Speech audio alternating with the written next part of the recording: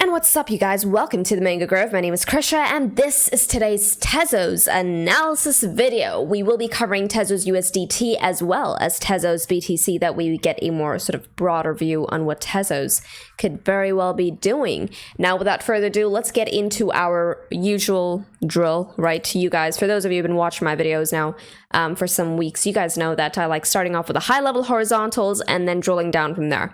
Okay, so that's what we're going to do here as well. Now, I do believe we have one region of resistance right around here. That's around $3.12.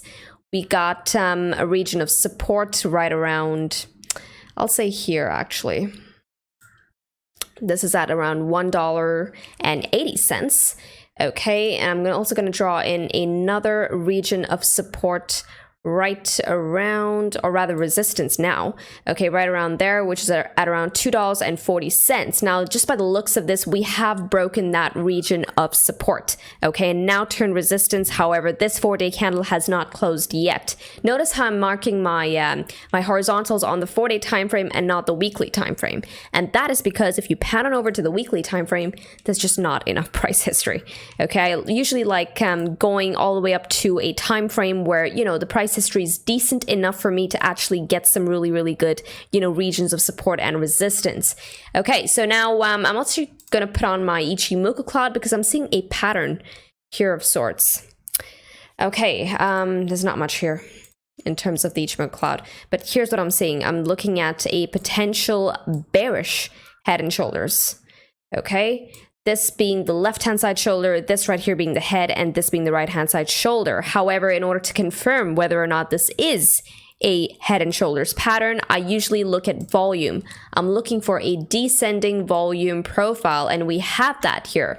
So bingo. Okay, now the neckline to this bearish head and shoulders is actually going to be this right here.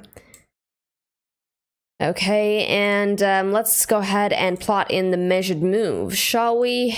We clearly have a break here, and I'm looking at this volume node. I think this is decent volume. It appears that we're trying to get that retest in of the shoulder, and usually you notice this every time price breaks a neckline of sorts. So we break, okay, we have a close, well, under, in our case, under the neckline. We usually get a retest. All right, like we have gotten in this situation, and then you'll see continuation to the downside.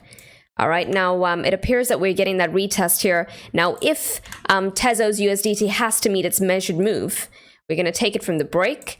It would take XTZ USDT all the way down to $1.60 if the measured move has to be met. But what I want you to notice here is that we have support swooping in before that. Okay, the support is coming in at around $1.80, give or take. Now, could this be picked up before then? I mean, sure it could, right? I'm actually also seeing a potential sort of another region of support right around here, around $2.10. I want you to notice these candle body closes. I'm going to get rid of this neckline so you guys get a better view on that.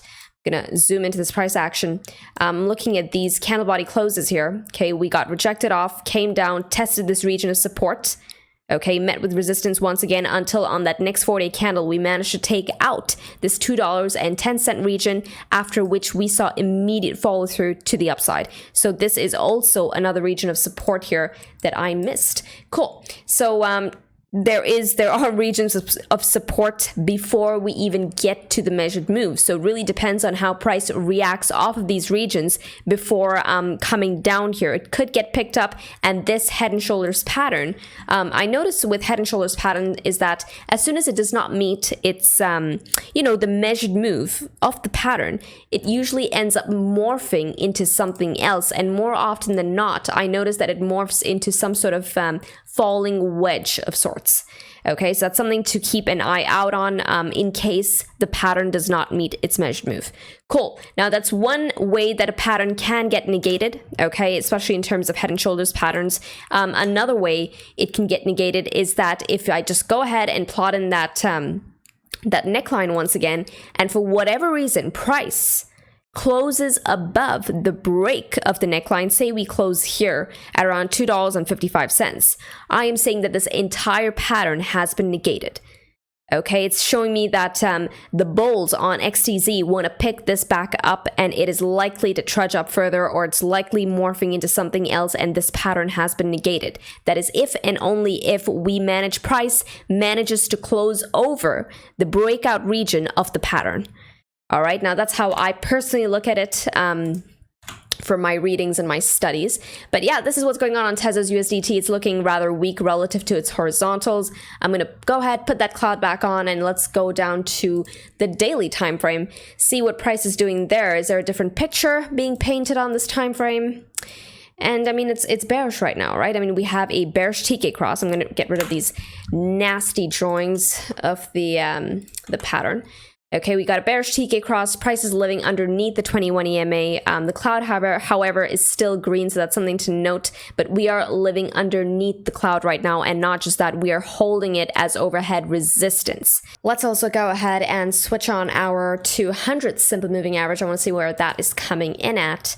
And oh, what do you know? So the 200 simple moving average is actually swooping in right here at around $2.23. So price could very well get picked back on there. But what I will be looking for in order for this picture to flip and for this head and shoulders pattern to be negated, okay, in addition to price taking out that neckline, I'm going to draw in that neckline just once again. So I'm looking for a candle body close over this region here at around $2.50. We start getting candle body closes over that region, I think that this pattern is getting negated.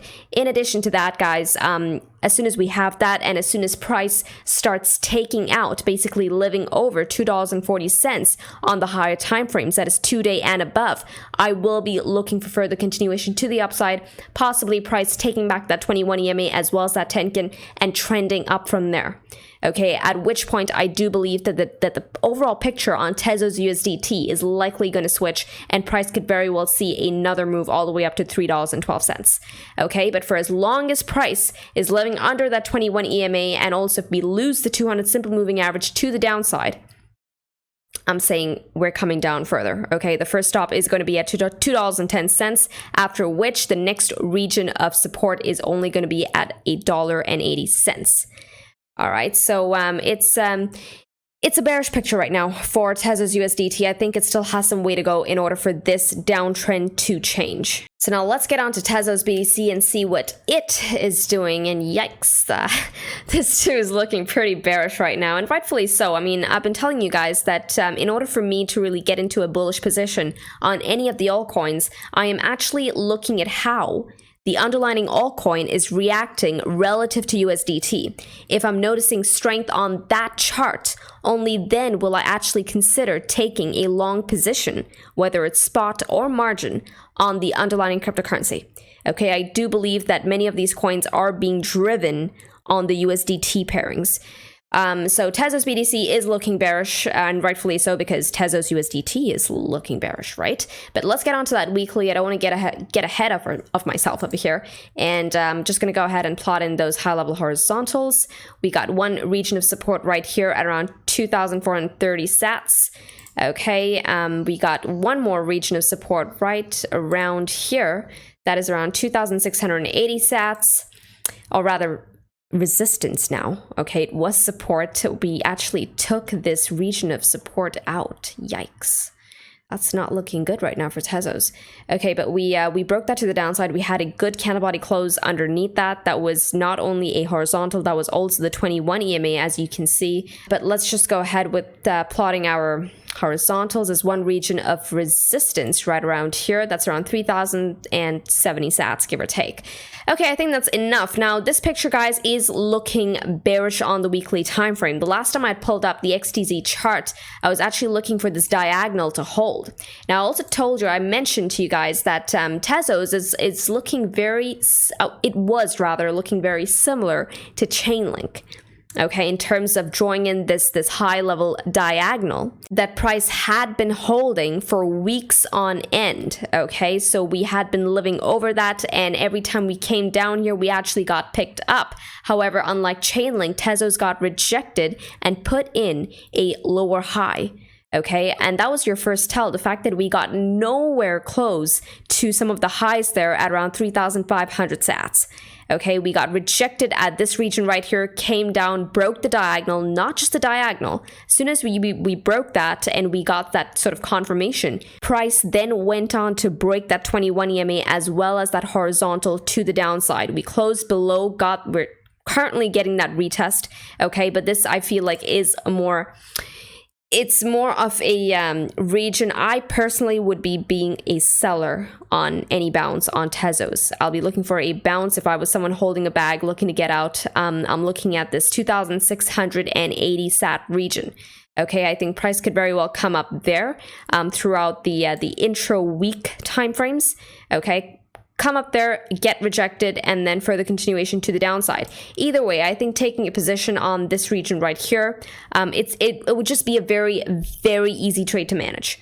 Okay, if you are someone going, well, short, if you're someone exiting a long position, or if you are someone going short, I think it's a very, very easy trade to manage, because for whatever reason, on the flip side, say price actually closes over that region of resistance and the picture flips bullish, it would be a very, very easy region to manage your position off of, because if we have a break, chances are we're likely going to get a retest before we make a further move to the upside.